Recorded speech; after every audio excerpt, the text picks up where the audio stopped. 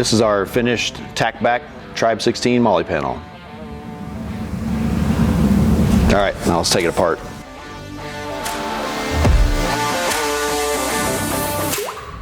So we have a blank seat here. What we do first is want to remove the headrest.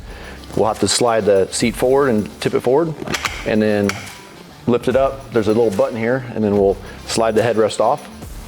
Put the Molle panel in position, reattach the headrest, capturing it, and then we'll secure the bottom, move the seat back, and that's it, we're done. All right.